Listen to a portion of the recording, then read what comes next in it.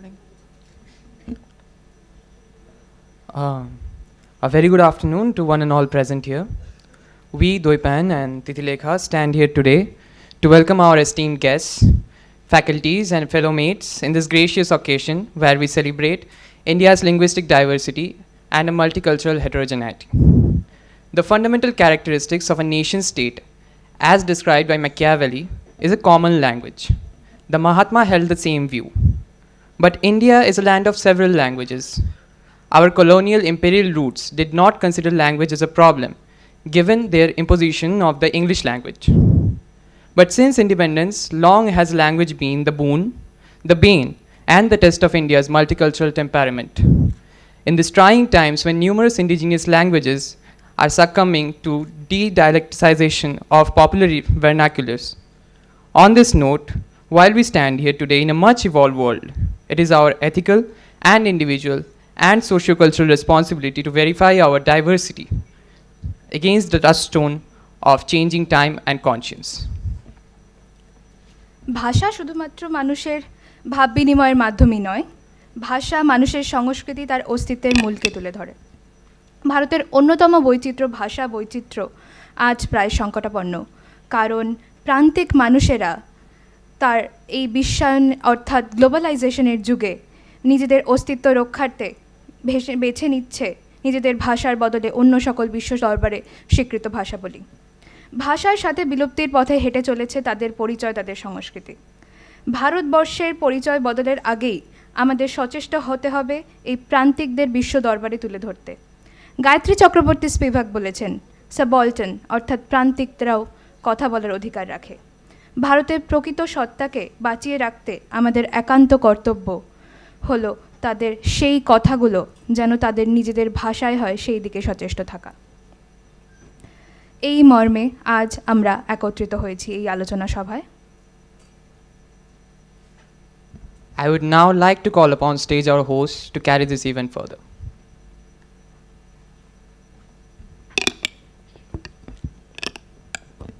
I would like to thank Doipan and Titilekha for tuning the event. I, Aishi and Nazir would further shoulder the happenings this afternoon. Center for Study of Contemporary Theory and Research under the School of Liberal Arts and Cultural Studies present the screening for The Lost of Words by Rajaditya Banerjee. To inaugurate the session, I welcome to the dais our Honorable and esteemed Associate Dean, Dr. Shauli Mukherjee, to please come up on stage.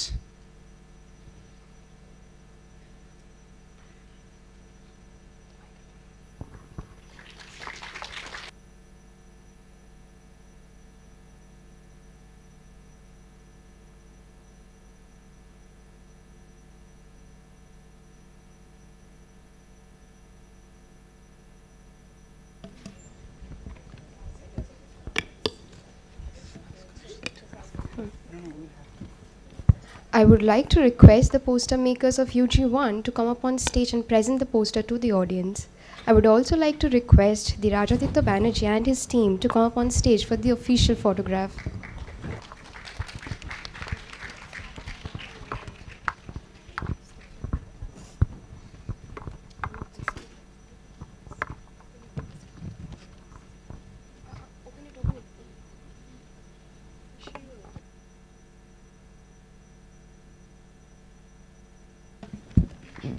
Today we're not only inaugurating posters, we're celebrating rather the multicultural diversity of this country in a lingual form.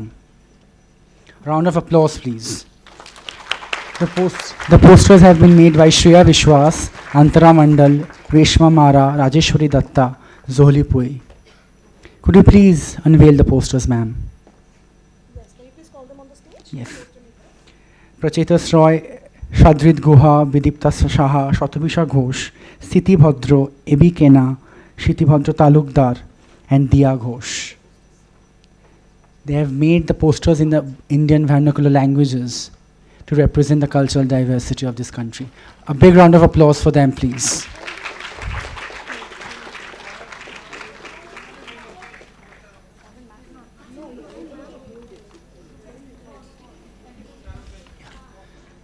The poster shows what exactly we represent. 5,000-year-old culture condensed in few lingual forms.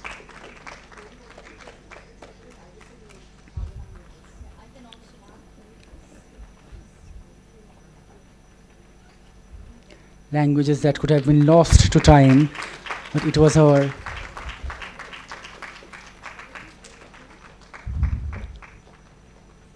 a big round of applause, please, for their efforts.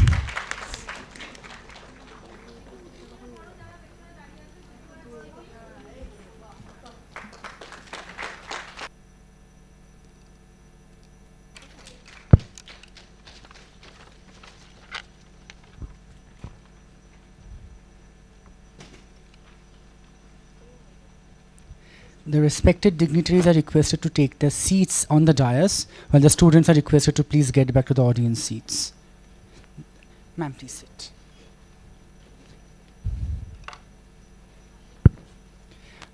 Yeah. Dignitaries are requested to take their seats on the dais.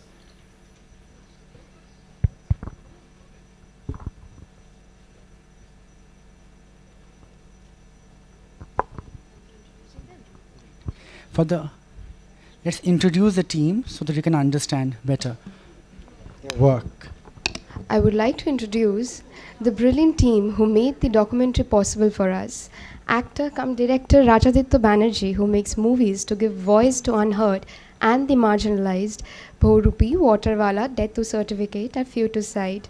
Writer cum activist Biplab Naik, the man who has written book on Toto tribe and tirelessly working to save the language. Gautam Dash, the production manager, coordinator, he is also responsible for all the shooting.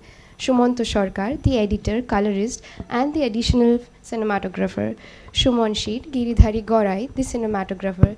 Shumanto Sarkar, Shumon Sheet, and Giridhari Gorai are the young, talented members of Backbencher, a crew that specializes in telling untold stories.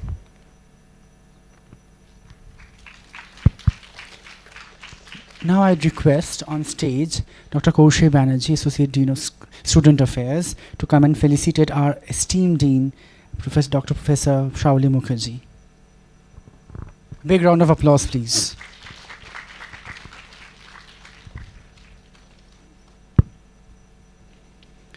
Our Dean is felicitated by Associate Dean Student Affairs, Dr. Kaushik Banerjee.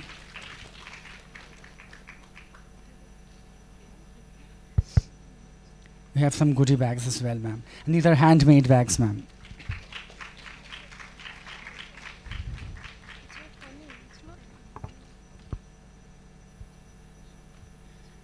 Now let's move on to the felicitation of the team. I'd request ma'am, Dr. Shauli Mukherjee, to felicitate the team. First, we have Rajaditya Banerjee, the director and actor.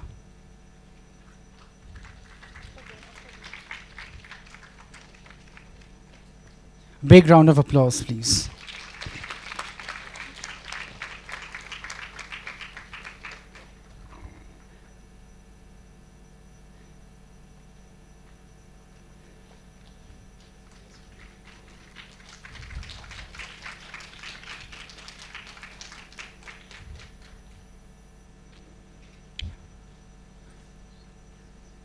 As you can see in the background, the posters are handmade by the students.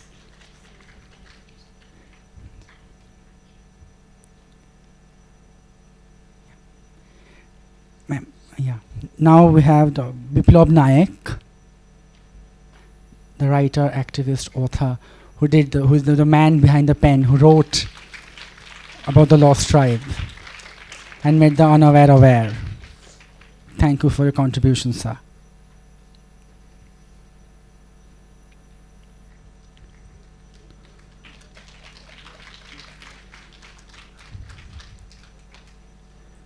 Shumanto Sarkar, editor and colorist and additional cinematographer.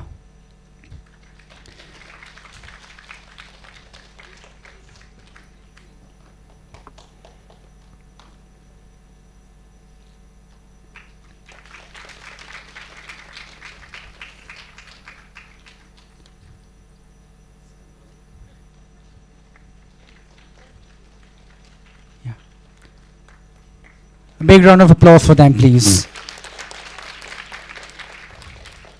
Now, I'd Request Mr. Shumon Sheet to come up for the felicitation.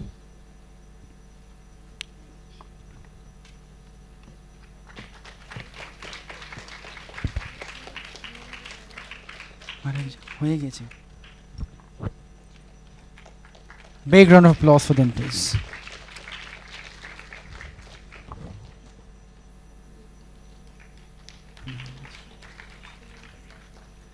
Giridhari Gorai, sir, please come up.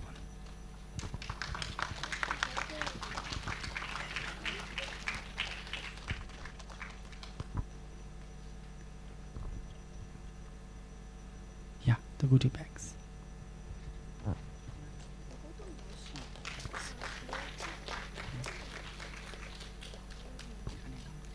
And Gautam Das, please, the last but not the least, Gautam Das, sir, please.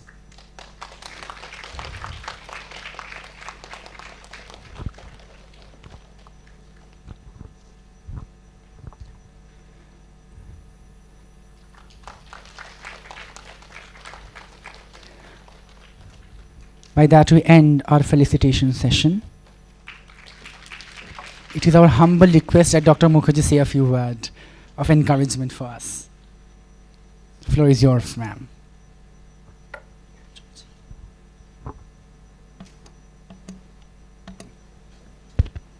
Very good afternoon to everyone. A very warm welcome to the esteemed guests for the day. On behalf of School of Education, as well as on behalf of School of Liberal Arts and Culture Studies. I said School of Education because I am responsible for both the schools currently. So School of Education is something which comes instantly to me. So on behalf of School of Education and School of Liberal Arts and Culture Studies, and the center which is working so hard in order to put things together, I would like to welcome the eminent guests for today. And I'm sure that the students as well as the faculty members will definitely be finding a lot of value inherent in today's session. So I myself, I'm actually looking forward to the session. And I'm sure that you all will be enlightened and you will be gaining a lot of insights, meaningful insights from the session. With these words, once again, I would like to formally welcome all the eminent guests today who have really spared their valuable time to spread words of wisdom and the things that they are doing, wonderful things that they are doing among all of us. Thank you so much. Warm welcome once again. Thank you, ma'am, for the words of encouragement. With those words, we open the panel for today, and today's discussion we have is India's linguistic diversity under threat. So I would request the panel members, Rajaditya Banerjee and the writer Dr. Biplav Naik, to be on stage and the rest of the team to take their honorable seats in the audience. And with that, Dr. M.K. Tambi and Dr. Shamnita Sanyal they're the other panelists of the day, will open the floor. Dr. Tambi, a big round of applause for them.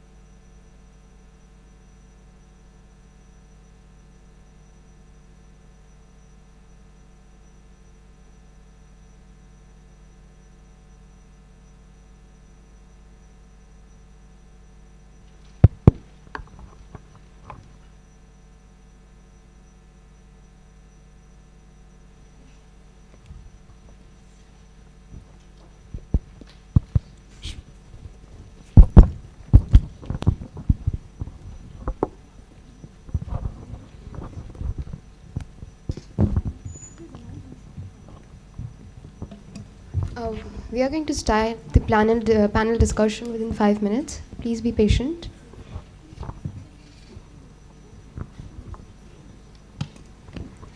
Another small request, please either switch off your phone and put them on silent.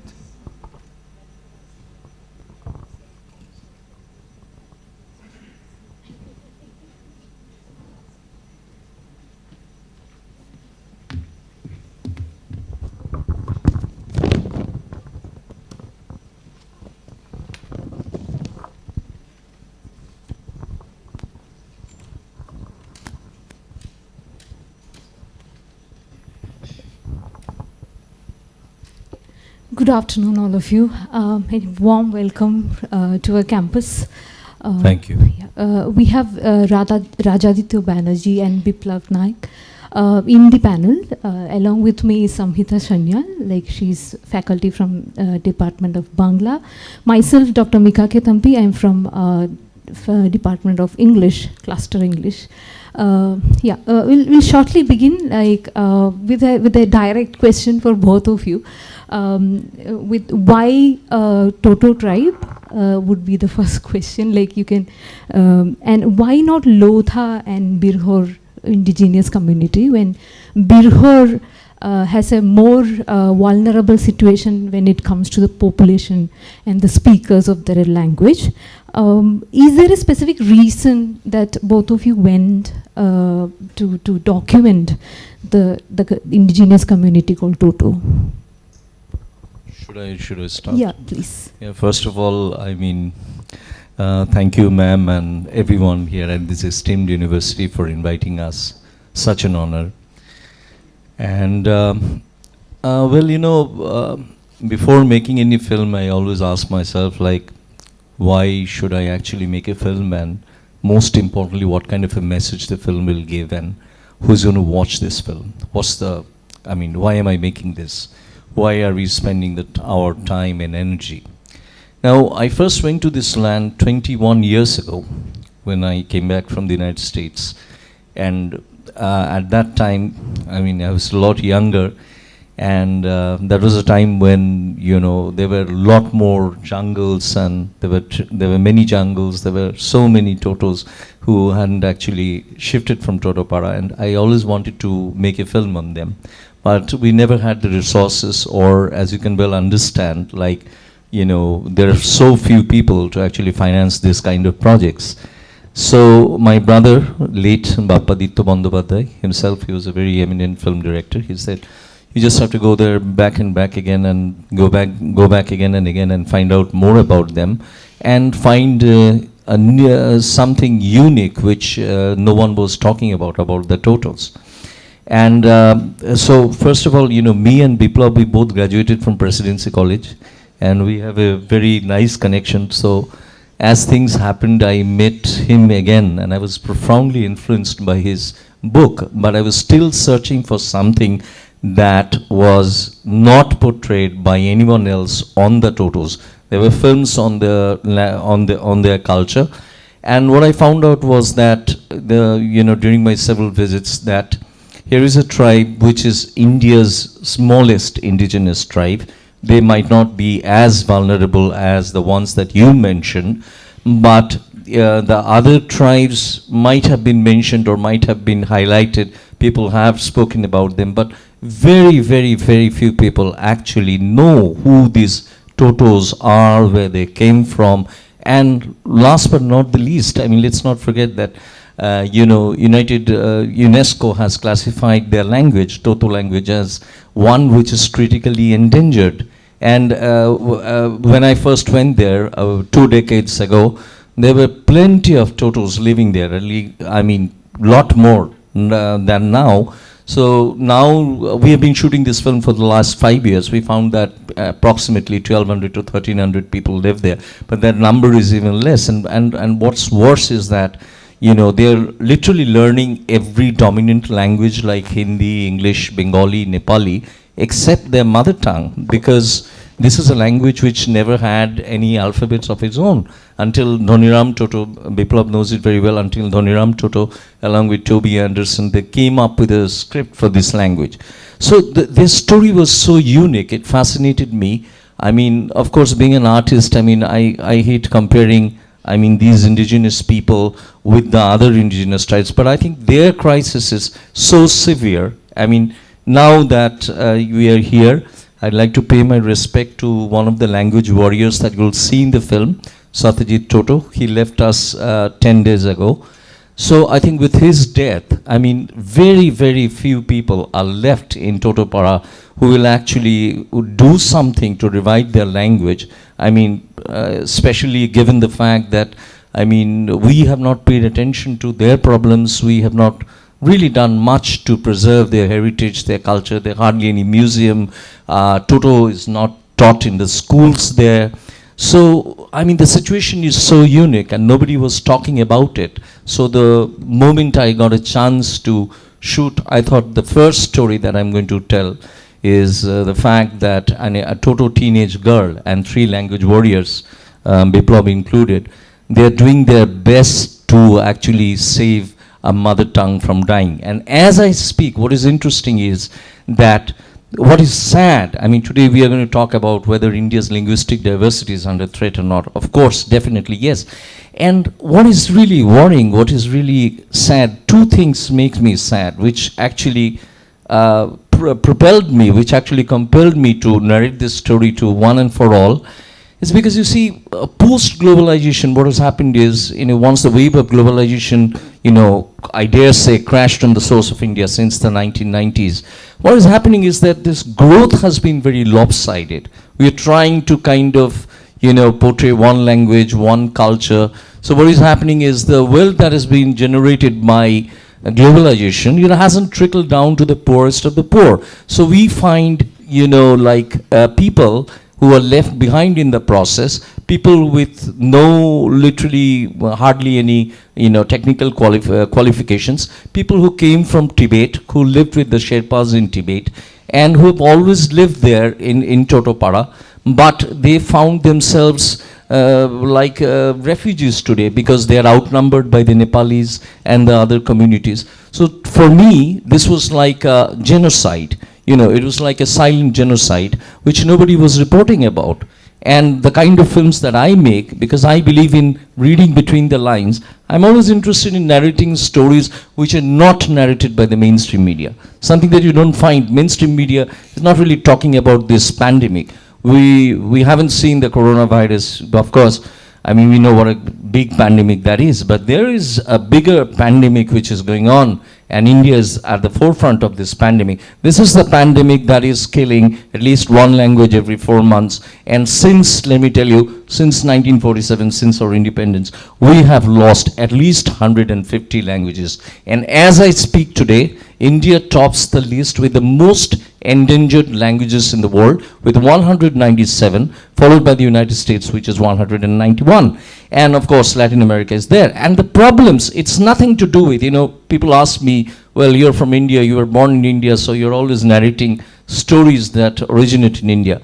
To me, loss for words is, it has got nothing to do with Indian tribes or indigenous people in India. To me, this is a struggle that all the indigenous people, especially in Latin America, you know, they are facing, they're engaged in this struggle to save their identity, to save their language, because they're left out in the, you know, so-called, I mean, globalization has no place for them. Our society has no place for them.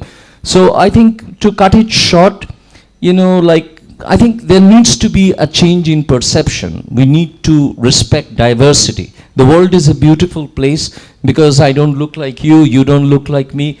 People come from different parts of the world. There's so many plants, animals, flora, fauna, and the language, the dress, the technical knowledge that is imparted by these tribal. It's a fascinating thing. Well, we have so much in India. Now what are we going to do with it?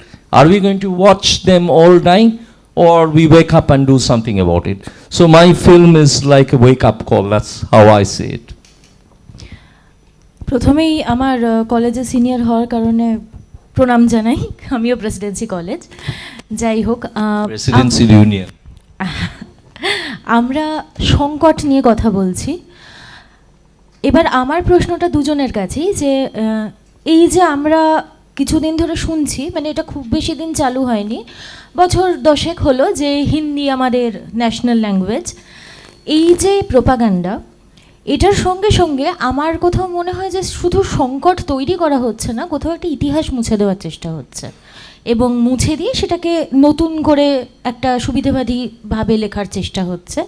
তো ভারতের মতো এরকম বহুভাষী জায়গা, যেখানে মানে আলাদা আলাদা আঞ্চলিক ভাষা নিজেদের অস্তিত্ব টিকিয়ে রাখার জন্য চূড়ান্ত সংগ্রাম করে চলেছে, সেখানে ইতিহাস মুছে দেওয়ার প্রচেষ্টা, এটাকে আপনারা ঠিক কিভাবে অ্যাড্রেস করবেন, কিভাবে এটার সম্পর্কে কথা বলবেন? ধন্যবাদ আমাদের এখানে আসতে বলার জন্য এবং এত সুন্দর একটা পরিবেশ দেওয়ার জন্য, আলোচনার জন্য।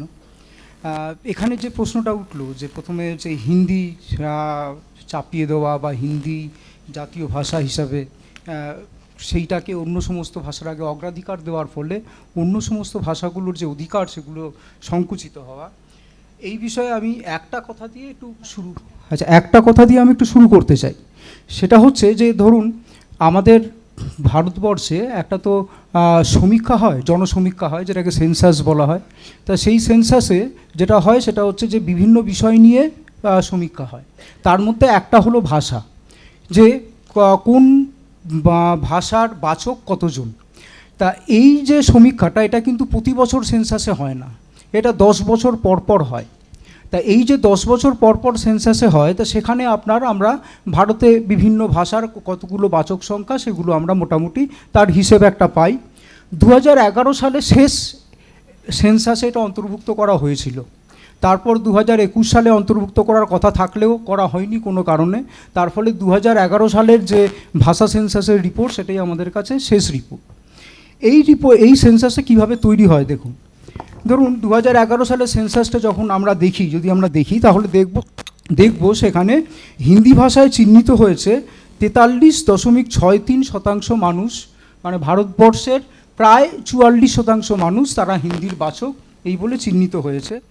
এরপর পরের যে 4টি ভাষা, সেটা হলো বাংলা, সেটা প্রায় 8%, মারাঠি 7%, তেলেগু ওই 7%-র মতো, এবং তামিল 6%-র মতো। আচ্ছা, এবার এই ভাষাগুলি যেমন বাংলা, মারাঠি, তামিল একটা বিস্তীর্ণ অঞ্চল জুড়ে একটা লম্বা ইতিহাস আছে এইগুলো এত কম বাচক, অথচ হিন্দিতে 44% বাচক। এটা কি একটা প্রশ্নচিহ্ন জন্ম দেয় না? কি করে এটা হলো? এটা যদি আমরা দেখি তাহলে এবার এই যে সেন্সাস রিপোর্টটারই শেষ দিকে গিয়ে দেখা যাবে যেখানে ওরা কিভাবে সেন্সাসের প্রশ্নগুলো করেছে, কিভাবে কম্পাইলেশন করেছে ডেটা, সেগুলো সম্পর্কে যে অ্যাবস্ট্রাক্ট দেয়, সেখানে গিয়ে যদি আমরা দেখি তাহলে একটা অদ্ভুত বিষয় নজরে পড়বে। সেই বিষয়টা হলো এই যে ধরুন হিন্দি ভাষার মধ্যে মানে যখন সেন্সাস করা হয়েছে, যারা গিয়ে লোকদের প্রশ্ন করেছে তুমি কি ভাষায় কথা বলো, যারা উত্তর দিয়েছে হিন্দি, সেই সংখ্যাগুলোই কি শুধু ধরা হয়েছে? তা নয়, আরও 26টা ভাষা। সেই 26টা ভাষার নামগুলো হচ্ছে এরকম: ভোজপুরি, রাজস্থানী, মাগধী, ছত্তিশগড়ি, হরিয়ানাভি, মারোয়ারি, মালভি, মেওয়ারি, খোরঠা, বুন্দেলি, বুন্দেলখণ্ড, বাঘেলি, পাহাড়ি, লামানি, লাম্বাতি, আওয়াধি, হারাউতি, গাড়ওয়ালি, নিমাডি, সদন সাদ্রি, কুমায়ুনি, ধুমধারি, সুরগুজা, বাগড়ি রাজস্থানী, বাঞ্জারি, নাগপুরিয়া, সূর্যপুরিয়া আর কাংড়ি। এই 26টা ভাষা ভারতবর্ষের বিস্তীর্ণ, মানে উত্তর ভারতের বিস্তীর্ণ অঞ্চল, মানে পূব থেকে পশ্চিম অবধি বিস্তীর্ণ অঞ্চল জুড়ে এই ভাষাগুলি মানুষ কথা বলে। এবং এই ভাষাগুলির কোনোটাই মানে হিন্দির মতো তো নয়ই, কোনোটাই একে অপরের মতোও নয়। যদি আমরা ভাষাতাত্ত্বিকভাবে দেখি, যদি আমরা ফোনোলজি মানে ফোনেম, তার উচ্চারণে কী কী ফোনেম ব্যবহৃত হয় সেটা দিয়ে দেখি, এগুলি আলাদা। যদি আমরা তার ব্যাকরণগত দিক থেকে দেখি কী কী আসপেক্ট আছে, কী কী টেন্স মেকার আছে, কী কী টেন্স মার্কার আছে, সেগুলো দিয়ে দেখি, তাহলে এগুলি আলাদা। কিন্তু এগুলিকে কি করা হচ্ছে? এগুলিকে পুড়ে দেওয়া হয়েছে হিন্দির খোপে। যারা এই 25টি যে ভাষা, এই 25টি ভাষার যে যারা উত্তর দিয়েছে, তাদেরকে বলা হয়েছে না এটা আসলে হিন্দির আঞ্চলিক রূপ বলে সেটাকে হিন্দির মধ্যে ঢুকিয়ে দেওয়া হয়েছে। ধরুন এর মধ্য দিয়ে কী হলো? এর মধ্য দিয়ে যেটা হলো যে এই 26টি ভাষার যারা বাচক, সেই 26টি ভাষার বাচকের কিন্তু তার আইডেন্টিটি নেই, আর কোনো মানে তার ভাষিক আইডেন্টিটি নেই। হ্যাঁ, সে কোন ভাষায় কথা বলে, সে তার আসলে কোনো ভাষা নেই, সে আসলে হিন্দিটা বলতে পারে না, হিন্দিটা একটু মানে কি বলবো যে বিকৃতভাবে বলে, সে হচ্ছে বিকৃত হিন্দির বাচক, এরকমভাবে তাকে চিহ্নিত করা হবে, হিন্দির উপভাষা। হ্যাঁ, এবং তাকে যখন স্কুলে যাবে, স্কুলে তখন বলা হবে তুই হিন্দিই বলতে পারিস না, তাকে টিচাররা বলবে আর কি, হ্যাঁ তুই হিন্দিই বলতে পারিস না, হ্যাঁ তুই হিন্দি মাতৃভাষা, হ্যাঁ করে আর কি এসব পড়াশোনা হবে না, এরকম করা হবে। তার মানে দেখুন, একদিক থেকে এই ভাষার যে ভাষিক আইডেন্টিটি সেটিকে চাপা দেওয়া হচ্ছে, অন্যদিক থেকে এর যে বিভিন্ন যে বাচক যারা আছে, সেই বাচকদের যে অধিকার, তার নিজের ভাষায় শিক্ষা পাওয়া, তার নিজের ভাষায় সমস্ত কাজকর্ম করা, সরকারি কাজকর্ম থেকে শুরু করে তার এলাকার আঞ্চলিক কাজকর্ম থেকে শুরু করে সবগুলো করা, তার অধিকার, সেই অধিকারগুলি অস্বীকৃত হচ্ছে। অথচ এই সমস্ত অধিকারগুলি কিন্তু ভারতের সংবিধানে স্বীকৃত, ইউনেস্কোয় স্বীকৃত, সর্বত্র স্বীকৃত। তাহলে কার্যত যা হচ্ছে, কার্যত তথ্য তথ্য সংগ্রহের নামে, তথ্য উপস্থাপনার নামে কিন্তু এর মধ্য দিয়ে দেখুন এইগুলো মানে চলে গেল। আর শুধু এখানে শুধু হিন্দির প্রশ্ন নয়, যদি আমরা দেখি বাংলা যেখানে বলা হয়েছে না 8.03%, এর মধ্যে ওই নোট খুঁজলে দেখা যাবে যে এর মধ্যেও কামতাপুরি ভাষায় যারা কথা বলে তাদেরকে বাংলার মধ্যে ঢুকিয়ে দেওয়া হয়েছে। এইরকমভাবে যেটা হচ্ছে সেটা হচ্ছে যে ভারতবর্ষে কিন্তু আসলে বহু ভাষাকে স্বীকৃতি দেওয়া হচ্ছে না, স্বীকৃতি না দিয়ে হিন্দি ভাষাকে বহু বাচক আছে এবং সুতরাং এইটিকে একটা রাষ্ট্রীয় ভাষা করা যায়, এইটিকে সবাই যদি বলে তাহলে একটা জাতীয় সংস্কৃতি তৈরি হবে, এইরকমভাবে একটা প্রচার সামনে আনা হচ্ছে, যেটা অ্যাকচুয়ালি যেটা রাজদা বলছিল যে একটা লিঙ্গুইস্টিক এবং কালচারাল জেনোসাইড, এইটা ছাড়া আর কিছু নয়। কারণ এর মধ্য দিয়ে যেটা হচ্ছে যে সংস্কৃতির বহুত্ব, ভাষার বহুত্ব, এই সমস্তগুলোকে ধ্বংস করা হচ্ছে। হিন্দির বিরুদ্ধে আমার কিছু নেই, হ্যাঁ হিন্দি একটা মানে হিন্দি ভাষা হিসাবে খারাপ মোটেই নয়, প্রতিটি ভাষাই সমান, হিন্দিও শেখা অবশ্যই দরকার, কেন দরকার নয়, কিন্তু তার মানে এইটা নয় যে সেটা হচ্ছে যেরকম 25টা ভাষা তাদের অধিকারহীন করে দিতে হবে। আর আরও আছে, যেমন ধরুন শুধু এইরকমভাবে নয়, এই ভারতের যে ভাষা সেন্সাস হয় তার মধ্যে আরেকটা নিয়ম হচ্ছে 10,000-এর কম সংখ্যক বাচক যে ভাষার আছে সেই ভাষাকে নোটই করা হবে না, সেই ভাষাকে ইত্যাদির মধ্যে ঢুকিয়ে দেওয়া হবে। সেই ইত্যাদি একটা মানে ওই কী বলবো, সেটা একটা ডাস্টবিনের মতো, তার মধ্যে কি আছে কেউ কখনো দেখে না ইত্যাদি। সুতরাং এই টোটো ভাষাটাও ইত্যাদির মধ্যে ঢুকে। আরও এরকম অসংখ্য ভাষা ভারতবর্ষে, যদি আমি দেখি যে গণেশ দেবী যে পিপলস লিঙ্গুইস্টিক সার্ভে করেছেন প্রায় 10 বছর দূরে, সেই গণেশ দেবীর যদি আমি হিসাব ধরি, সেই গণেশ দেবীর হিসাব ধরলে ভারতে অন্তত গণেশ দেবী চিহ্নিত করেছেন প্রায় 1500 ভাষা। সেই 1500 ভাষার মধ্যে কটা স্বীকৃত? আমাদের যে ওই তফসিল আছে, সেই তফসিলে কটা ভাষা আছে? 22টা, 24টা, 25টা। তার নিচে আরও যে ভাষাগুলি আঞ্চলিক ভাষা হিসাবে স্বীকৃত পায় কটা? বড় জোর 40-50টা।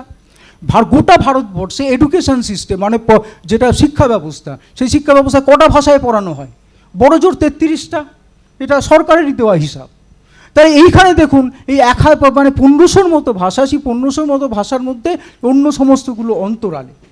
এই যে অন্তরালে হলে আমরা যারা হচ্ছি যে বাংলা বা হিন্দি বা অন্য কোনো এরকম বড় আঞ্চলিক ভাষার বাচক, আমরা না এই দুঃখটা ঠিক মানে এই সমস্যাটা ঠিক বুঝতে পারবো না। এটা একজন টোটো বাচ্চাকে দেখলে বোঝা যায়। একজন টোটো বাচ্চা যখন সে প্রথম স্কুলে যাচ্ছে তখন গিয়ে তাকে কি সে টোটো ভাষায় কিছু নেই, টোটো ভাষায় তো পড়ানোই হয় না, তার যারা শিক্ষকরাও টোটো ভাষায় কথা বলে না, অথচ সে বাড়িতে টোটো ভাষাটাই এখন অবধি জেনে এসছে। তাকে গিয়ে প্রথমে পড়তে হচ্ছে মানে বাংলায় পড়তে হচ্ছে, অথবা ইংরাজিতে পড়তে হচ্ছে, অথবা নেপালিতে পড়তে হচ্ছে। এই 3টে ভাষার যেটা দিয়েই মানে পড়ানো হোক না কেন, সেই ভাষাটাই তার কাছে পুরো অজানা, সেই ভাষাটাই সে জানে না, সেটা সে শিখে আসেনি বাড়িতে। হ্যাঁ, সুতরাং সেখানে সে একটা অকুল পাথারে পড়ছে। তার ফলে সে না বাঁচতে পারছে পড়া বুঝতে, না পারছে তাকে নিজেকে মানে প্রকাশ করতে, এক্সপ্রেস করতে। তার ফলে কী হচ্ছে, তার ফলে এদিকে শিক্ষকরাও কিন্তু এবার ক্রমশ বলছে যে এইসব টোটো বাচ্চা কাচ্চা, এদের পড়াশোনায় মন টন নেই, ওরা ওই জঙ্গলে ঘুরে বেড়াবে, সুপুরি কুড়াবে, এইসবই ওরা পারে। হ্যাঁ, তাদেরও মানে শিক্ষকদেরও আর কি, যে সেটা হচ্ছে যে মানে একটা বড় অংশেরই তাদের প্রতি কোনো যত্ন নেই, একটা মমত্ব নেই, একটা সিম্প্যাথি নেই। হ্যাঁ, এইরকম অবস্থায় যদি মানে ধরা যাক এই মানে আমাদের ভারতের 33টা ভাষা বাদ দিয়ে বাকি সমস্ত ভাষার মানুষজনদের পড়তে হয় যখন তারা শিক্ষা নিতে আসে, যখন তারা ধরা যাক বা একটা সরকারি দপ্তরে যাচ্ছে, পঞ্চায়েত দপ্তরে যাক, একটা থানায় যাক ইত্যাদি, সেখানে গিয়ে কি হবে, সেখানে গিয়ে তাদেরকে তাদের কথা মানে তারা তাদের ভাষায় কথা বললে কেউ শুনবেই না, পাত্তাই দেবে না। হ্যাঁ, ওই বাবুকে ধরে বা নেতাকে ধরে যারা আর কি মানে বাংলায় বা ইংরেজিতে বা নেপালিতে বলতে পারে, তাদেরকে ধরলে তবে তারা তাদের কথাটা সেখানে বলতে পারবে, বোঝাতে পারবে ইত্যাদি। সুতরাং সেখানেও যেটা হচ্ছে যে সেটা হচ্ছে যে এই সমস্ত পরিসরগুলো যেগুলো হচ্ছে যে মানে প্রশাসনের পরিসর, সেই প্রশাসনের পরিসরও তাদের ভাষার কোনো স্থান নেই, তাদের মুখের কথার কোনো স্থান নেই। যে এই যে একটা অবস্থা, এই অবস্থায় পড়লে যে এই মানে এই মানুষগুলো, তার ফলে 33টা ভাষা বাদ দিয়ে বাকি সমস্ত ভাষার মানুষগুলোর এইভাবে তাদের সমস্ত গণতান্ত্রিক অধিকারগুলি, তাদের নিজেদের ভাষায় কথা বলার, নিজেদের ভাষায় সামাজিক কাজকর্ম করার, নিজেদের ভাষায় সংস্কৃতি পালন করার, সেই সমস্ত অধিকারগুলিকে কিন্তু একের পর এক ছেদ করা হচ্ছে, কার্টেল করা হচ্ছে, সেগুলোকে ধ্বংস করা হচ্ছে। হ্যাঁ, মানে আসলে তারা নিজের দেশে নিজেরাই পরবাসী হয়ে থাকছেন। হ্যাঁ, নিজের দেশে মানে কেউ চিনতেই পারছে না, তাদের কাছে পৌঁছতে পারছে। হ্যাঁ, মানে এটা আমার অনেক সময় মনে হয় কি এটা একটা সুররিয়াল জগৎ যাদের কাছে। হ্যাঁ, তাদের কাছে এমন একটা জগৎ যে যেখানে বাকি অন্য সমস্ত যে কথাবার্তা, সেই কথাবার্তাগুলো সে বোঝে না। হ্যাঁ, মানে কাউকে নিয়ে গিয়ে যদি মানে এখন কোনো একজন মানে ধরা যাক একজন বাঙালিকে নিয়ে গিয়ে কোনো একটা মানে আফ্রিকার কোনো একটা জায়গায় ছেড়ে দেওয়া হলো যেখানে বাংলা ভাষা কেউ বোঝেই না, তাহলে তার যে অবস্থাটা হবে, এই যে আপনার ধরুন 33টা ভাষা ছাড়া অন্য ভাষার যে মানুষগুলি, তাদের কিন্তু এই অবস্থাই হয়, মানে তাদের নিজেদের দেশে থেকেই। হ্যাঁ, সুতরাং সেটা হচ্ছে যে একটি জাতীয় ভাষা, একটি ভাষাকে প্রাধান্য দিতে হবে, একটি ভাষা দিয়ে একটি নেশন হবে, হ্যাঁ, এই সমস্ত তত্ত্বগুলি কিন্তু অনেক দিনই বাতিল হয়ে গেছে। হ্যাঁ, তার কারণ হচ্ছে সেটা হচ্ছে যে এইগুলির মধ্য দিয়ে দেখা গেছে যে সেটা হচ্ছে যে এই যে ভাষার মরক, যেটা রাজাদা বলছিল যে প্রতি সপ্তাহে 2টো করে ভাষা মরছে, এটা ইউনেস্কোর হিসাব। ইউনেস্কো এটা 90 সালে এই হিসাবটা ইউনেস্কো দিয়েছিল, তারপরই তারা এই 21শে ফেব্রুয়ারিটাকে ভাষা দিবস হিসাবে পালন করার কথা বলে। 1997 সালে তারপর থেকে একটা ইউনেস্কো একটা ওয়ার্ল্ড ল্যাঙ্গুয়েজ সার্ভে করেছিল, যে গোটা বিশ্ব জুড়ে আপনার ধরুন প্রায় মানে 700টা ভাষাভাষী মানুষের কাছে পৌঁছে একটা বিভিন্ন দেশের লিঙ্গুইস্টরা একযোগে এই সার্ভে করেছিল। তার মধ্যে দেখা গেছে 43টা ভাষা, 43টা ভাষা, সেগুলি মৃত্যুর মুখে চলে যাচ্ছে। এই যে ভাষা মৃত্যুর মুখে চলে যাচ্ছে মানে কি? ভাষা মৃত্যুর মুখে চলে যাচ্ছে মানে হচ্ছে যে সেই ভাষার শেষ কথকটিও মারা যাচ্ছে। কয়েকদিন আগে নিশ্চয়ই কেউ আপনারা দেখেছেন যে একটা খবরের কাগজে একটা বেরিয়েছিল যে অ্যামাজনের জঙ্গলের মধ্যে একটি ট্রাইবের একটি শেষ যে প্রতিনিধি সে মারা গেল, নিঃসঙ্গতম মানুষ সে মারা গেল, এবং তার যে আপনার যে ভাষা কি সেটা কেউ জানে না, তার যে আপনার জনজাতির কালচার কি সেটা কেউ জানে না। কারণ তার এখানে যখন অ্যানথ্রোপোলজিস্টরা, লিঙ্গুইস্টরা তার কাছে যেতে চেয়েছে, সে আর কি তীর ছুঁড়ে কাউকে কাছে খেঁচতে দেয়নি, কারণ সে দেখেছে যে সভ্য মানুষরা মানে উইদিন কোর্ট সভ্য মানুষরা তাদের জমি কেড়ে নিয়েছে, সভ্য মানুষরা তাদের যে মানে জীবিকা ছিল, পশুচারণ বলুন, সেইগুলোকে ধ্বংস করে দিয়েছে, অথচ তাদেরকে কোনো পাল্টা জীবিকা দেয়নি, তাদের পাল্টা জায়গা দেয়নি, পাল্টা সংস্কৃতি জায়গা দেয়নি। এইভাবে একটা ভাষা মারা যায়। এইভাবে ভারতবর্ষেও ভাষাগুলি মারা যাচ্ছে। হ্যাঁ, ইউনেস্কোর এই হিসাব যে সেটা হচ্ছে যে ভারতে অন্তত 160টা ভাষা গত 10 বছরে মারা গেছে। হ্যাঁ, যে এথনোলগ বলেছে একটা রিপোর্ট আছে, দেখবেন সেটা ইউনেস্কোর এই ভাষাতাত্ত্বিকরাই বার করে সেই রিপোর্টটা। সুতরাং এই সমস্ত কিছুর উপর দাঁড়িয়ে একটা ভাষা মারা গেলে কি হয়, অনেকে বলতে পারেন, এরকম শুনেছি অনেকের কাছে, অনেকে বলেন যে একটা ভাষা সে কী হবে, ওই ভাষা তো এত ভালো ভালো ভাষা আছে, ওরা যদি অন্য একটা ভাষা শিখে নেয় তাহলে তো ভালোই হয়, তাহলে এতগুলো ভাষায় আবার লোকে গিয়ে এ ভাষার কথা ও ভাষায় লোক বুঝছে না ইত্যাদি, এগুলোও থাকবে না, কমিউনিকেশনেও সুবিধা হবে ইত্যাদি। এইটা একটা অত্যন্ত ভুল ধারণা। কারণ একটা ভাষা শুধুমাত্র একটা কমিউনিকেশনের মাধ্যম নয়, একটা ভাষা একটা সংস্কৃতিকে ধরে রাখে, একটা সংস্কৃতির মধ্যে যে তার যে স্মৃতি, তার যে সাবকনসিয়াস স্মৃতি, সেটা ভাষার মধ্যে থাকে। ভাষার মধ্য দিয়ে তার সমাজের গড়ন, তার চিন্তার গড়ন, তার ভাবনার গড়ন, সেইগুলি মানে প্রকাশিত হয়। সেটা তো মানে সেই নিৎসের পর থেকে কত না ফিলোসফার এই নিয়ে বলে এসছে। হ্যাঁ, তো সুতরাং এইগুলি জানার পরও এটা ভাবার কোনো মানে হয় না যে একটা ভাষা চলে গেলে কিছু হয় না। ভাষা চলে গেলে এই সমস্তগুলো চলে যায়, সঙ্গে সঙ্গে মানুষের জ্ঞানের একটা বড় অংশ চলে যায়। কিভাবে? ধরুন টোটোদের কথাই ধরুন, টোটোরা জানে কিন্তু সেটা হচ্ছে যে তাদের আশপাশের যে জঙ্গল আছে, সেই জঙ্গলে কি গাছ, সেই গাছের কী কী ভেষজ গুণ, কী কী ঔষধি, কীভাবে ব্যবহার করা যায়, সেগুলো টোটোরা জানে। কিন্তু এই যে নামগুলো, কিসের নামগুলো কিন্তু টোটো ভাষায়। ওটার কিন্তু ল্যাটিন নেম কিছু নেই, কারণ ল্যাটিন নেম ওগুলো তো ওখানে তো আর মানে কলোনিয়াল যে সমস্ত এক্সপ্লোরাররা গিয়ে ওখানে পৌঁছয়নি, সুতরাং ওগুলো ল্যাটিন নেম নেই, ওগুলো টোটো ভাষাতেই আছে। এবং এগুলো সমস্ত ফরেস্ট ট্রাইব, সমস্ত এই ধরনের ইন্ডিজেনাস ট্রাইব, তাদের ভাষাতেই এই সম্পদটা আছে। এই সম্পদটা কিন্তু সেই ভাষাটা যখন চলে যায়, সেই ভাষাটা যখন মরে যায়, তখন কিন্তু এইগুলোও ধ্বংস হয়ে যায়, এগুলোও নষ্ট হয়ে যায়। এবং তারপর আমরা দেখি সেই জঙ্গলও নষ্ট হচ্ছে, জঙ্গলও ধ্বংস হচ্ছে, তার জায়গায় কিছু খনি গড়ে উঠছে, তার জায়গায় ইত্যাদি ইত্যাদি ইত্যাদি, এবং সেইটাকে ডেভেলপমেন্ট বলা হচ্ছে।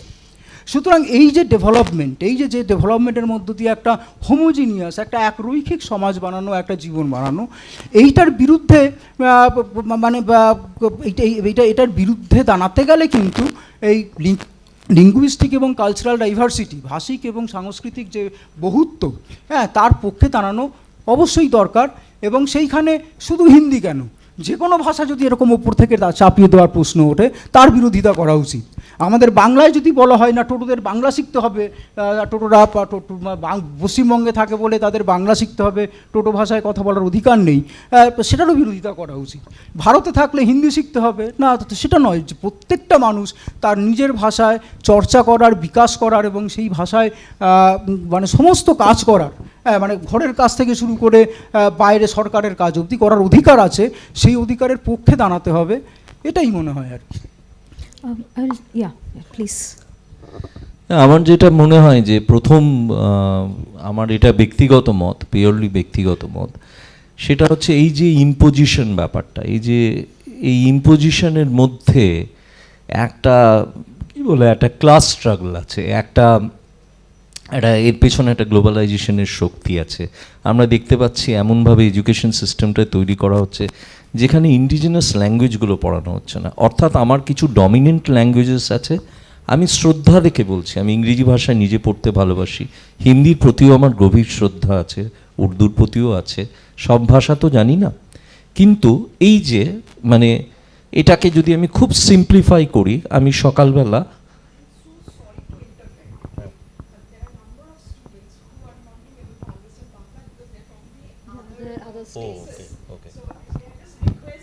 আচ্ছা, তাহলে আমি ইংলিশে বলি।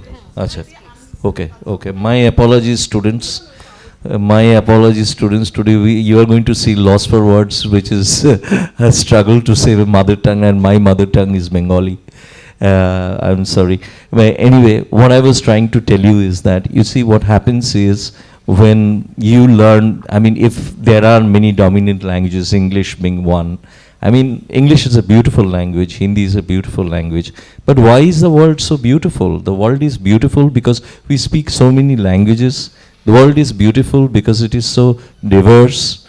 And all of a sudden, one fine morning, you find there is an education system in place, or you go to office, you cannot communicate in your own language, your mother tongue, and you feel out of place. I can tell you something. I can give you two examples. To keep this discussion short. Number one is, I've spent many years in Scandinavia, in Norway, Denmark, Finland, and Sweden. You know, in that belt, near the Arctic Circle, the Sami people live. They're the original inhabitants of Scandinavia. Finland is a Nordic country, it's not really a part of Scandinavia, but anyway, the Arctic Circle passes through Finland as well. Finland and Sweden. Now, who are these Sami people? These Sami people can only, you know, they can go to the hundreds and thousands of lakes and do some fishing. You know, they chop woods and do some reindeer herding, but they don't know any technology. They don't know what is Microsoft. They have no idea what iPhones are, you know, and they're leading their primitive life. You know, they're leading the life they want to live. And what I respect about the Scandinavian governments is, the Scandinavian governments realize that these people will not be, you know, it's not possible for them to assimilate with the mainstream culture in Scandinavia. So what they came up with is a universal income program where a Sami man or a woman will get a certain amount of money every month at the end of the month in his or her bank account. And they will get access to clean drinking water, medical facilities, everything that they need so that they don't change. I mean, that is respecting, I mean, one's space, one's own culture, so that they do not change. I cannot, let's say, Biplab was talking about the loneliest man who passed away. So, just imagine, I mean, if you transport to Antarctica and I start living with the penguins and the penguins were able to speak a language, so I will feel lost. I will feel like I am fish out of water. I mean, what am I doing here?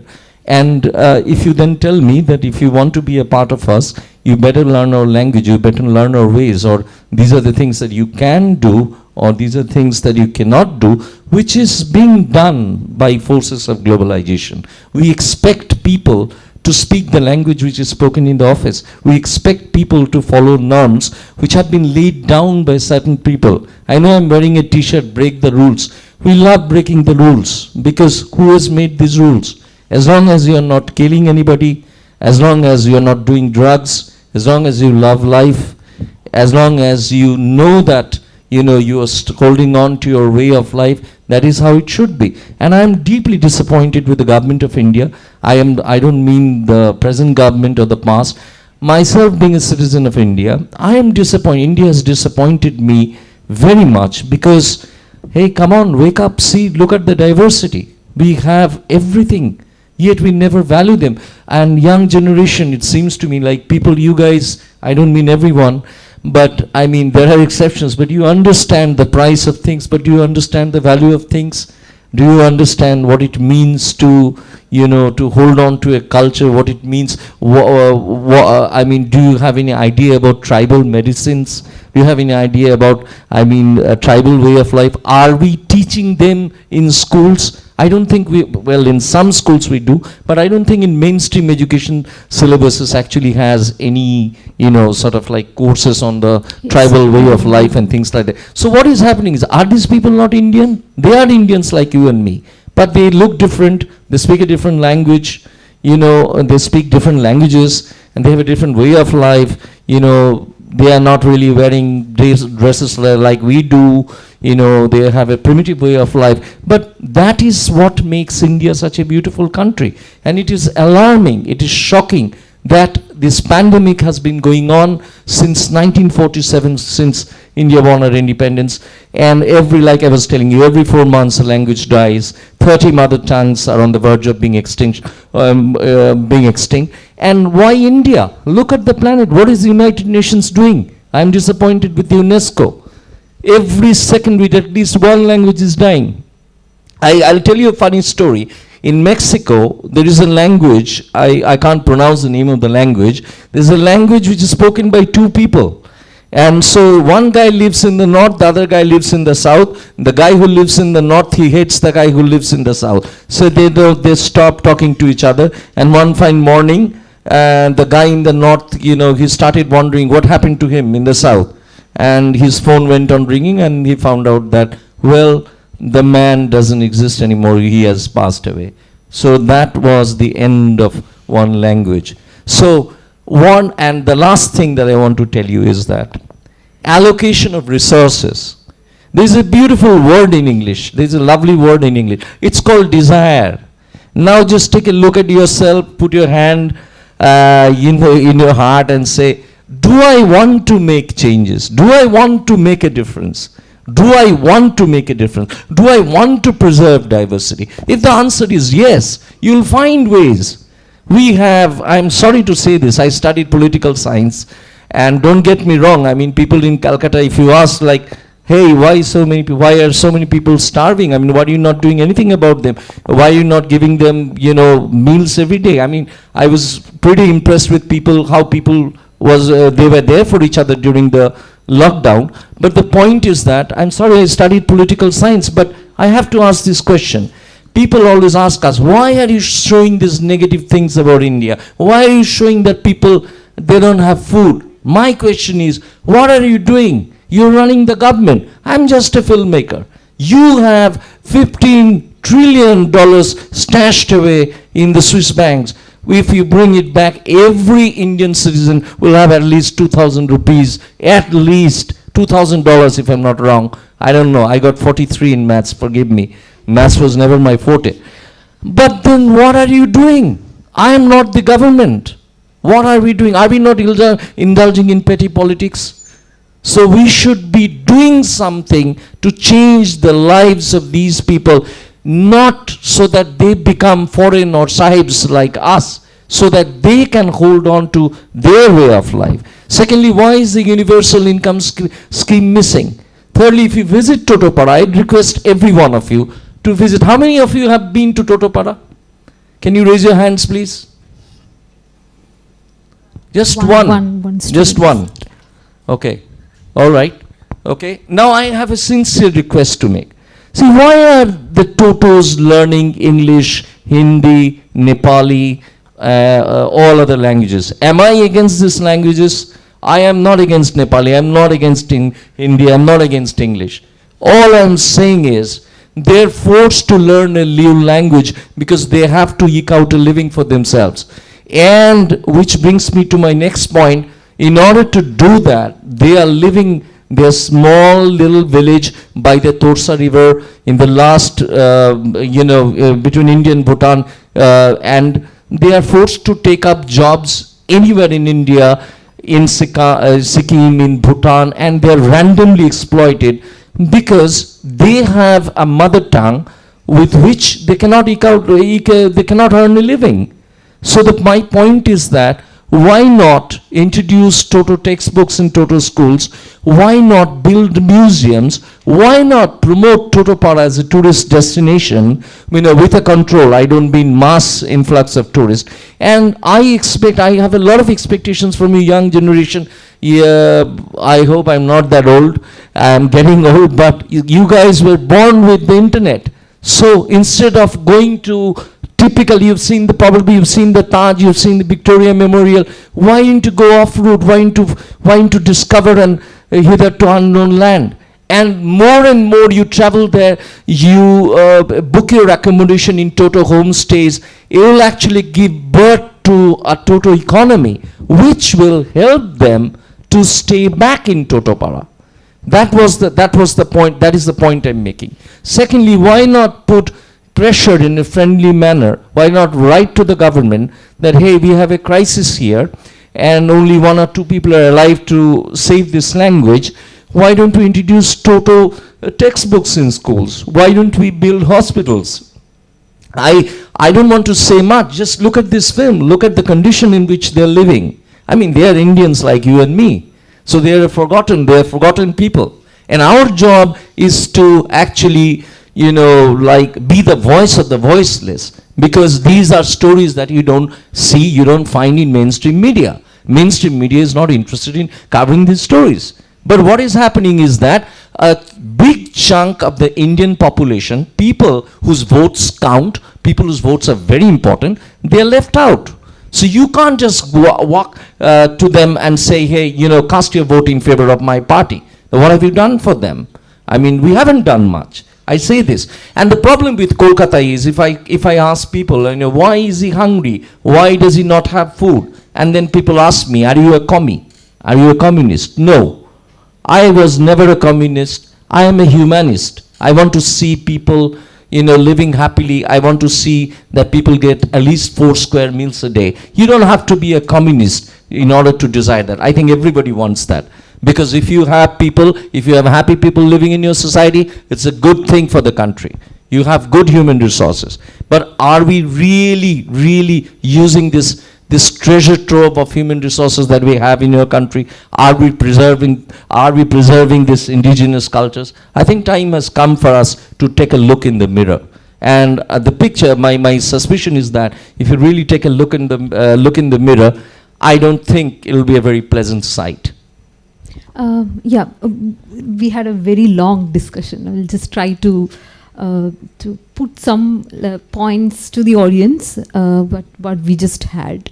So one of the thing, like all of us in this audience, including me, is that this concept of practicality in our life, right? It's because we are very much influenced with this idea of globalization. We have to become international citizens. So we always have this pressure of going for language called English. All of us, I am pretty much sure. So we are encouraged from our childhood, from our family, that like parents ask us to become well-versed, fluent English speakers, and we without our like very normalized way, like including our education system, our society, condition us to switch our language. Like I'm pretty much sure Dr. Samhita from English department, because of the system want her to use English language, she has to communicate because there is a common language she has to use. Yeah, it's a peer pressure. Yeah, it is a peer pressure, like system pressure more than peer. So we all actually carry nowadays a kind of a very hybrid identity, very hybrid personality in terms of culture, in terms of language. Somehow the other, many people from other states are there. Like all of us do struggle to carry out these multiple identities. So we actually, like mostly the young generation don't know, and the social media, everything is in English or the other language which is foreign. Which does not actually cater this diversity, right? And at the same time, we are confused at the same time to how to come out of it, how to celebrate this diversity. So Biplav Naik said about the concept of Hindi imposition. Someone who is coming from a different language family, myself, I found that still other languages in India, mainstream languages, have the privilege to come out to the mainstream because there are specific classical positions government give. There are in number of organizations who like we have in West Bengal something called Bhasha Pakho, Bangla Pakho. Bangla Pakho, yeah. yes. So in each state we have, but for a marginalized community, it becomes so difficult because none of their language is also not connected to the concept of nation building. You become good citizen when you talk that. Nothing is contributing from their part for a nation. So less number of possibility for them to, and mainstream obviously, it does not come under the question of practicality to have a very successful life if you talk Toto language in that sense. Does not cater. So I hope all the discussion which somehow managed to wrap up these questions.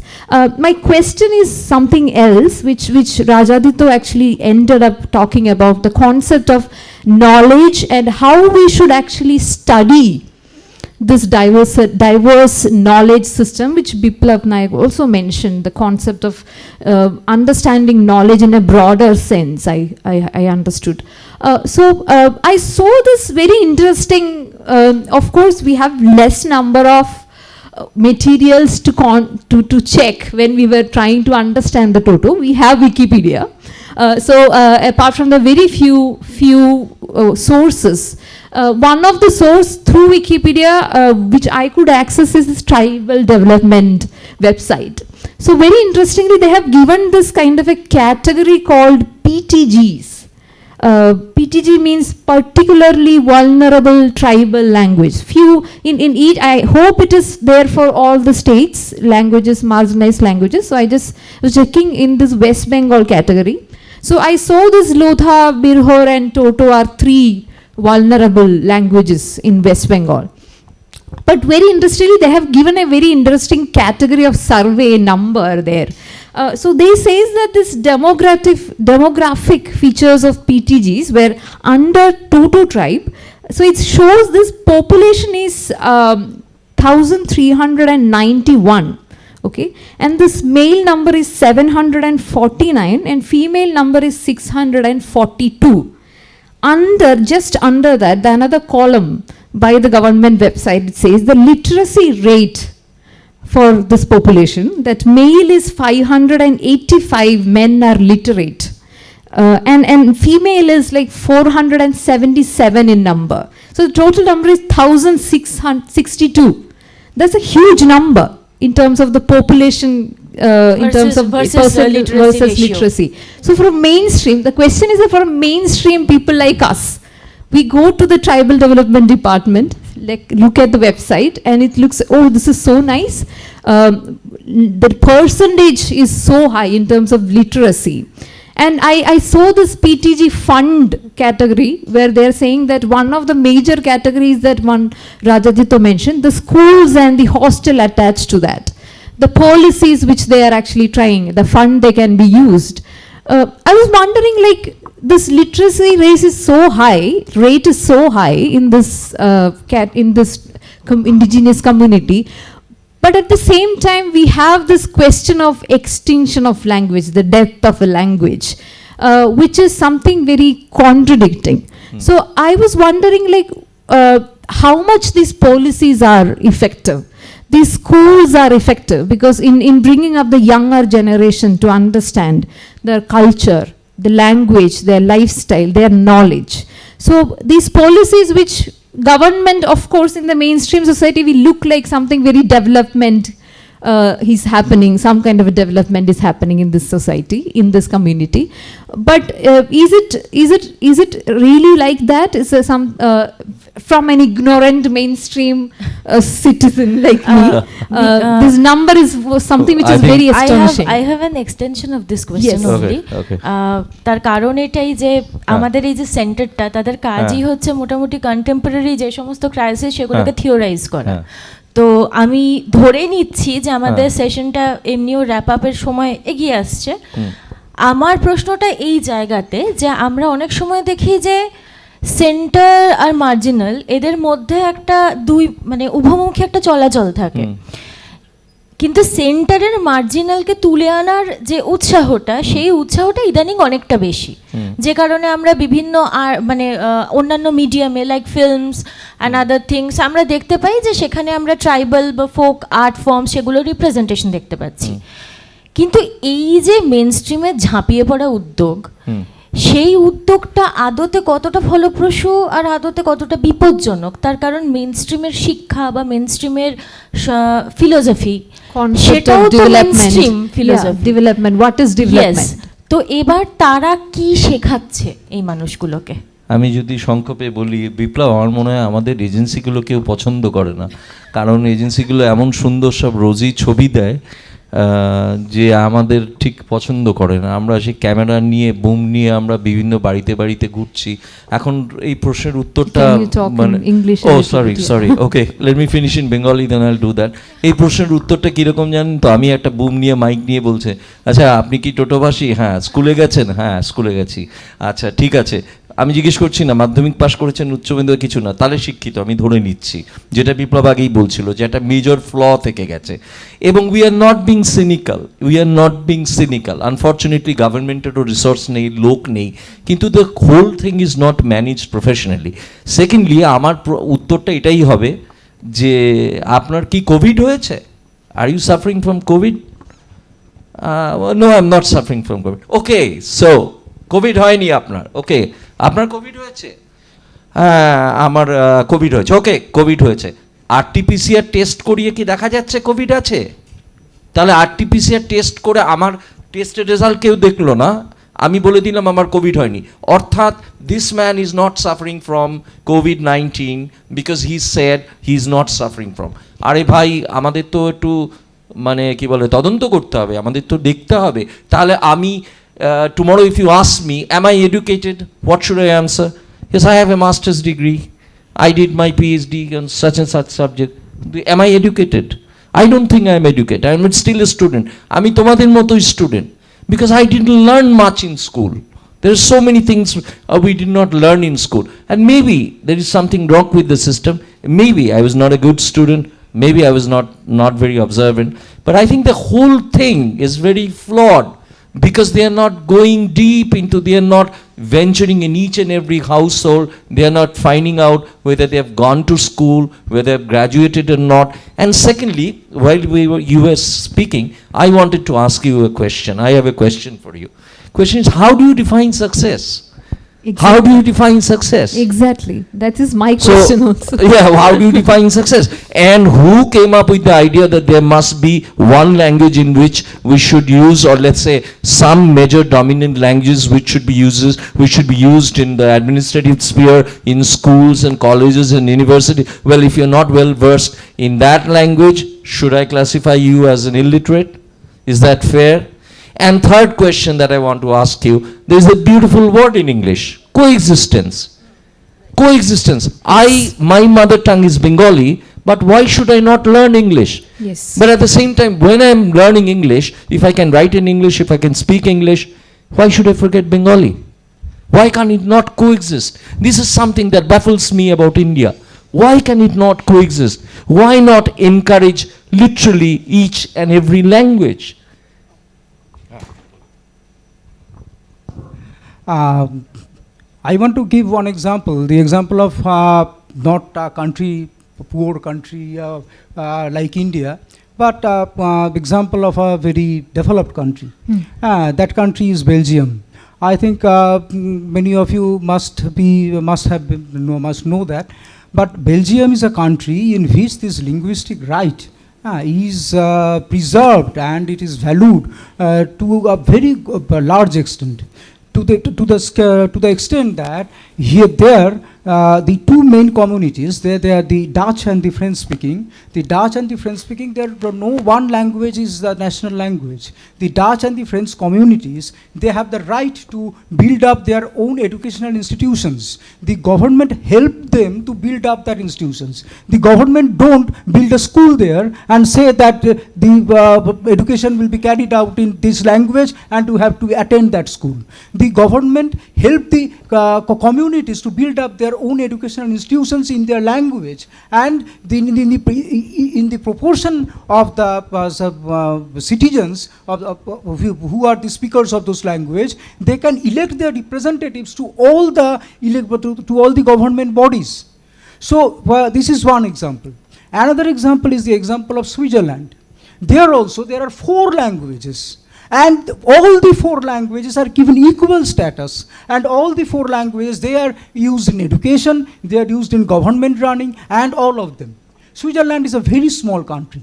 Belgium is also a very small country.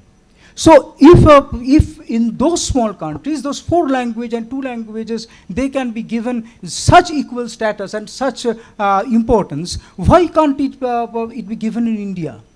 Why can't we, in the name of development, we build up some school there? That those schools will teach in Hindi or in Bengali or in Nepali, and we are forcing them to be in the school. If they are not in the school, they will not get any job. They will not have any income. So they have to go in that school, and those schools which are meant to give them education, those schools are actually acting as killers of their language, killers of their culture, killers of their indigenous knowledge system. That they are acting as killers, these schools. They are very much like, have you read Kafka? Those K, that figure in Kafka, who was roaming in that castle, that the feeling of K, that is being reproduced in the persons who are in those schools. So this is one development. Another development is that those PTG money, those PTG monies are going for making them self-sufficient. For making them self-sufficient, how? I give an example in Totopara. In Totopara, these PTG monies have gone largely to encourage the mining activities in the rivers and in the mountains, and those are making the ecological situation of that region more and more fragile.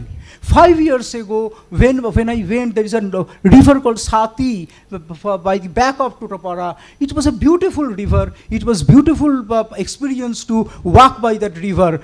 Now, when I go to Totopara, that river is not existing. That river has died. Not Yeah, only the it's language is showing dying, that like yes, dam yes, that construction, river has died preserving because of those dams. minings. Yes, Yeah, yes. and those are also corrupting the Toto people. Yes. See, corrupting the Toto people. They are making some people among Toto and saying them you can earn big money if you lift stones from the Torsa and you sold them. And that is endangering the river itself, endangering the banks of the river, endangering the fields and the mountains and the valleys, and that is making them fragile. So this is a name of development. It will be the GDP is growing, the money is going there, there is production there is growth of industry there, everything is positive, everything is positive. But what is it corrupting? Let me give just 1 minute, just one example. What is corrupting? This when I went from house to house in Totopara, I met a person called Sukre Toto. The Sukre Toto is a very old person and he likes to live in the old way, he and his wife. From them I hear a song, the song which they used to sing during the clearing of the forest for cultivation. During the song says that during that they are asking permission from the beasts, from the birds, from the insects, from every small teeny life which are there, and that we need this land for 2 or 3 months for cultivation. Please allow us to use this. After 4 years, so after 4 years, we will abandon this, and then you can come there. During the grand festival in the Totopara, this in October, that is for when they collect the crops from their cultivation. In that they give rice, they give the ewe, which is the liquid which they make from the cow or rice, to the river, to the mountain, as a sign of gratitude for what they have given them. So this is the thought, this is their attitude, which is in their language, which is in their culture. But this is being demolished, and they are being made the PTG men who collect the stone from the river and break down the mountains by mining. So this is not development. Are we? So basically, this is like we are giving them a key to open the door and go outside, but we are not giving them a key to come back home, to go inside the door. Yes. I just want to take 30 seconds. Like, I want to digress a little bit. I just want to tell you something. In Norway, there's a political party. Norway is a country which houses a lot of political asylum seekers from Africa. So many people, I mean, in Europe, unfortunately, not everyone is very liberal and welcoming. They are pressurizing the government to adopt a policy that if they don't speak Norwegian, then they will not get access to doles and money and all the social security benefits. This is just a classic example how you're imposing a language on people who have come from distant lands, who have fled wars and famines. You know, and on a similar scale, this is happening in India. Yes. And we are just mute spectators, right? We'll wind up, wrap up the session. Please keep all the questions in your head. Note down, otherwise we will have one more interaction section once we have the screening. All the conversation we had is going to help when you watch the documentary. I'm pretty much sure. I saw the trailer. I hope we covered many of the topic which you are going to talk in the documentary. Thank you so much from the bottom of heart, Rajaditya Banerjee and Biplav Naik, and Dr. Samhita Sanyal. Thank you for making this panel wonderful. I hope all of you enjoyed. Please enjoy the documentary screening also. Thank you so much again from on behalf of Center. We look forward for more activity and more collaboration with all of you from our campus and from SOLAC in that sense. Many are interested in this preservation documentation process of language and from indigenous community and other languages. So we'll come back to you, definitely we'll knock your doors for help. Thank you so much. I request those hosts to take over the session, and we will have a screening of the documentary. Please enjoy and keep a note of all the questions you have. We will have half an hour, 30-minute session for public discussion. Thank you so much. Thank you very much. Ma'am, the language warriors time, so we just want to do morning for after the screening. I think we should do it before the screening, like just 1 minute in paying respect. Yeah, I want Biplav sir, please take your seat. Dr. Samhita, please take your seat. I want Rajaditya sir to stay in this stage and have few words before the screening, if you have.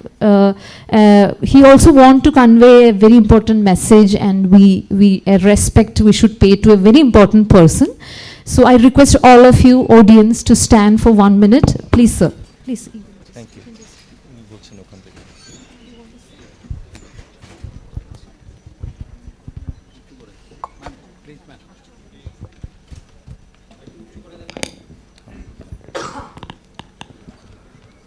And sadly, we have lost a very, very, very important language warrior. His name was Satyajit Toto. You will see him in the film. He was an excellent writer, a poet, a singer, a doting father and a husband, and a man who's worked tirelessly with Biplav Nayak, Dhoniram Toto, who came up with the original script of the Totos. Sadly, he passed away a couple of weeks ago. So may we please stand in silence for a minute and pay respect to this unknown soldier, trying to who did his best to save his mother tongue. Thank you.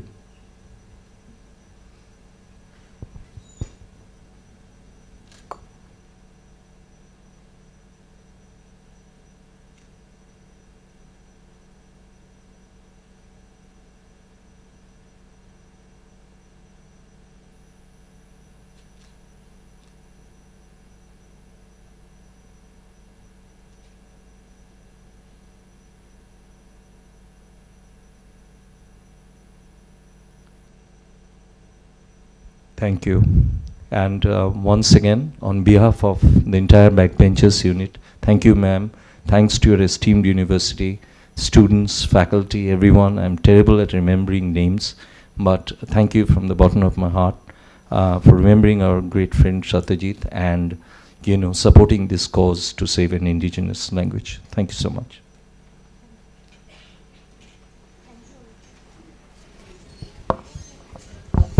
Thank you, all of you. Host, please. I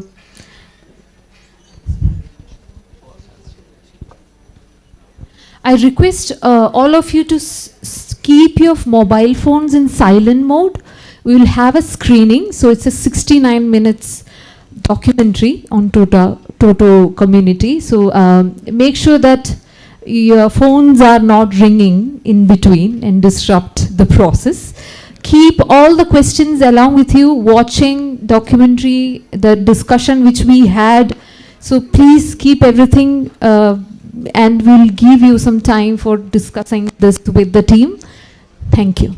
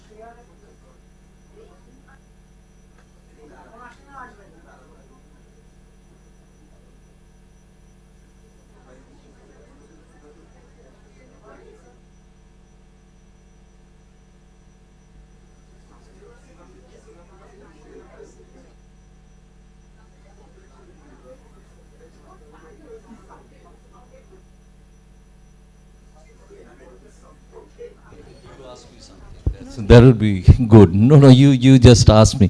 Anybody has any questions? What is going to happen? What are you expecting to see?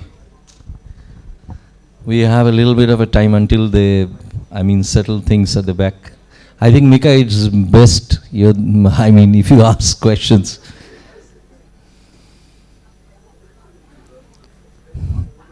Just wait for a couple of minutes. Some of you? Yes.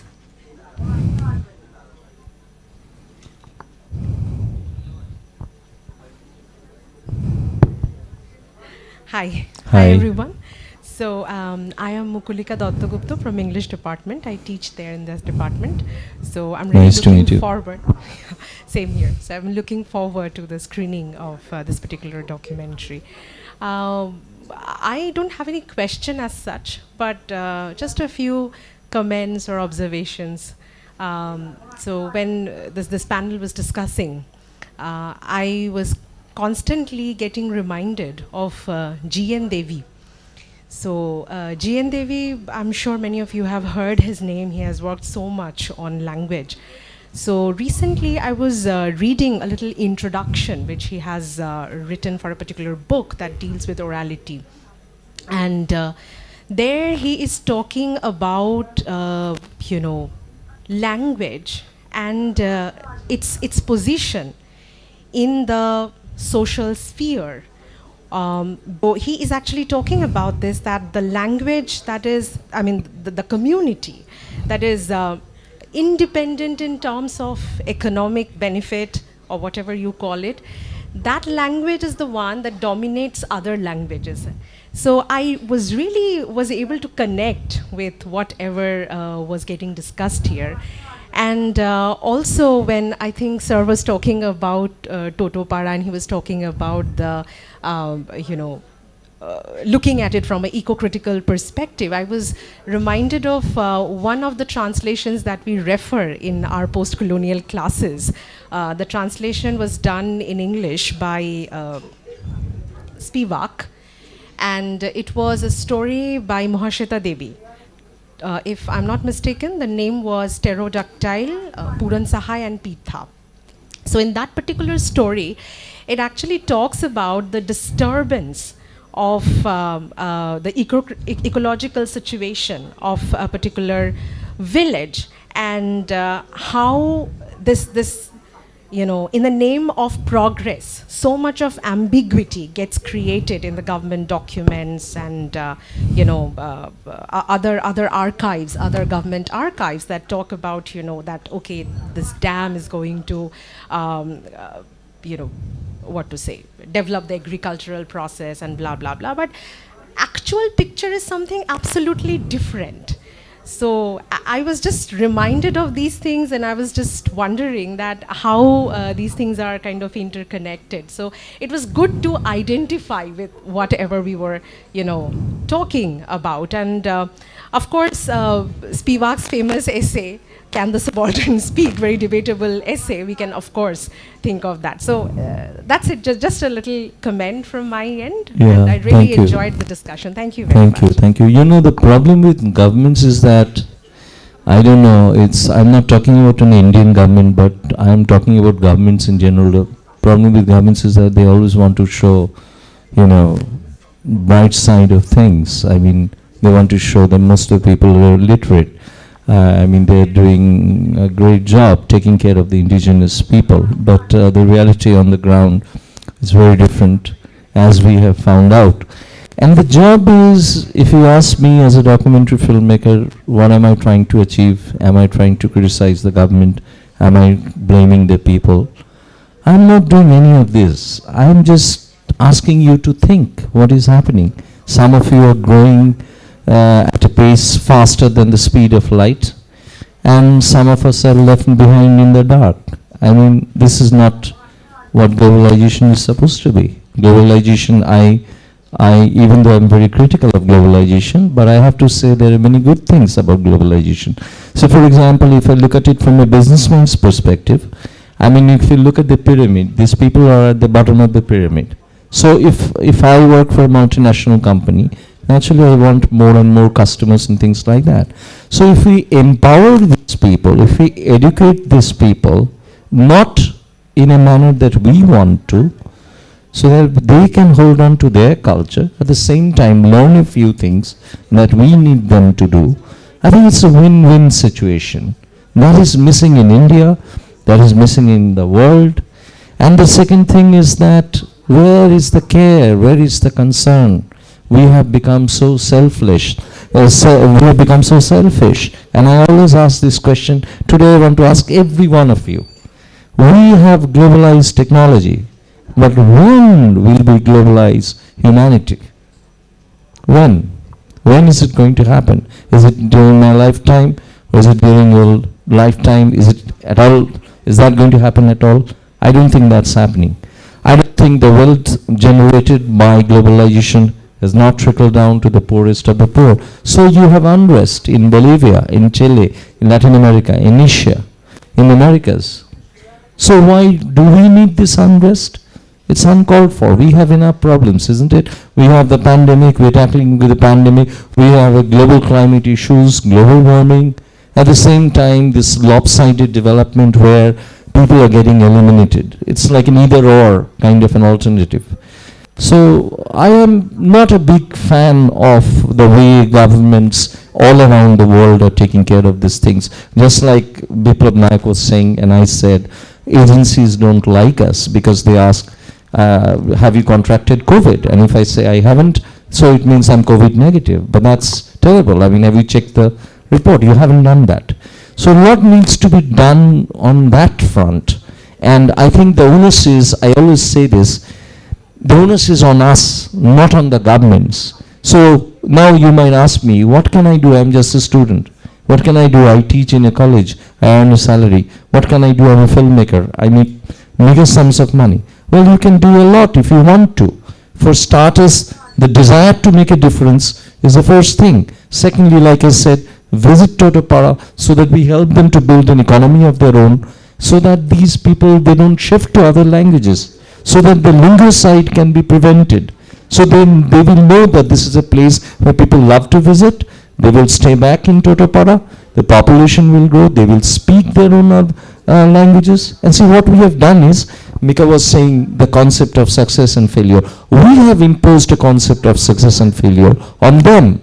So we have told them, if you learn English, you'll get a good job in a multinational corporation, which means you're likely to be a successful human being. But how do you define success? Then what is failure? So if I don't work for an MNC, does it make me a failure? I don't think so. I don't think so. So we have imbibed this in them. You have got it from us, but this has to end. That's just my view. And this film is about that. Where you'll see a young girl, she's learning every single language that she needs to, except her mother tongue. And she herself says that, well, I'm not good at these languages, but these are not my own. Are we done? Should we get started? Sir, Yes. good afternoon. Good afternoon to you. I am Shreyangshi and I'm a student of history. Okay. Now, listening to your panel discussion, I was quite curious to ask as to what development means to you, because the Toto language contains information based on forest herbs. So we are talking about health systems here, which is a part of development. But we also see that development is synonymous to the West, synonymous to the Scandinavian countries, synonymous to capitalism. So aren't the Toto people developed themselves because they have such vast knowledge systems within their language? Very good question, but the problem is that that knowledge is being done away with.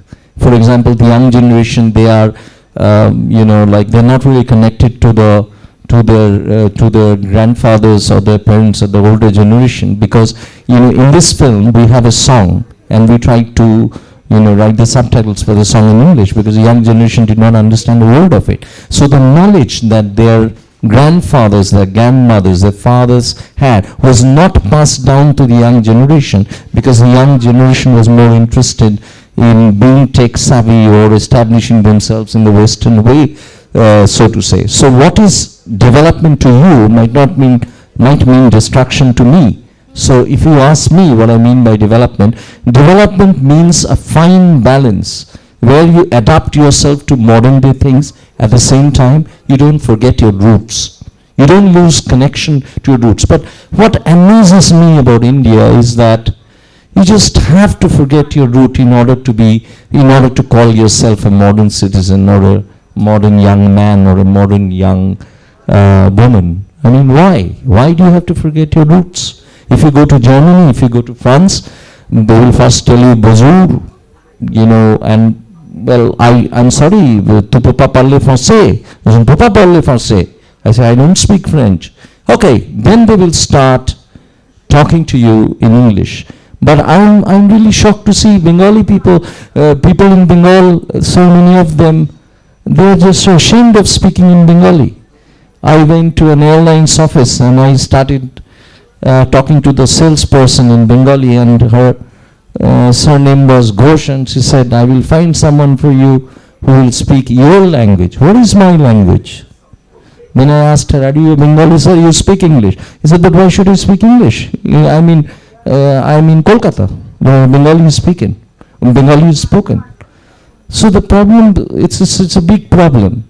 So development is destruction, unfortunately, in this case. Yes, please, someone.